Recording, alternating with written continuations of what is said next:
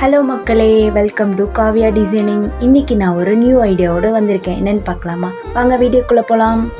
Blouse தைச்சி முடித்த அப்புறமா ஓவர்லாக் போட்டால் தான் ஃபினிஷிங்காக தெரியும், போடுறவங்களுக்கும் கம்ஃபர்ட்டாக இருக்கும்.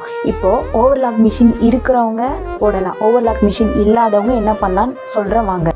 ஃபஸ்ட்டு ப்ளவுஸை ராங் சைட் திருப்பிட்டு அந்த சைடில் இருக்க பிசிரை நேராக வெட்டிடுங்க. வெட்டி முடித்த உடனே ஒரு ஸ்கேல் எடுத்து ஒரு 1/2 இன்ச் கேப்பில் ஒரு கோடு போட்டுருங்க. இப்போது கோடு போட்டு முடித்த அப்புறமா என்ன பண்ணோம்னா, எல்லாரோட சிங்கர் மிஷின்லேயும் பேக் ஸ்டிச்சுன்னு ஒன்று இருக்கும். அதை யூஸ் பண்ணி தான் நம்ம இன்றைக்கி பண்ண போவோம். இப்போது ப்ளவுஸை திருப்பி வச்சுட்டு 1/2 இன்ச்சில் கோடு போட்டிருக்கோம் இல்லையா, அதுலேயே முன்னாடி 2 ஸ்டிச் பின்னாடி 2 ஸ்டிச் இதே மாதிரி ஸ்டார்டிங் டு எண்டிங் வரைக்கும் போடுங்க. ஃபுல்லாகவே ஸ்டிச் போடும்போது கொஞ்சம் நெருக்கமாக போடுங்க. அந்த லைன் தாண்டி வரலாம், லைனுக்குள்ளே இருந்துச்சுன்னா பெட்டர். கொஞ்சம் பிசிறு இருக்கும், அதை நீங்கள் வெட்டிட்டிங்கன்னா நேராக, அதுக்கப்புறம் நீங்கள் இழுத்து பார்த்தீங்கன்னா பிசிறு வெளியே வராது. இனிமேல் ஓவர்லாக் போடணுன்ற கவலையும் உங்களுக்கு இருக்காது. தேங்க்யூ ஃபார் வாட்சிங்.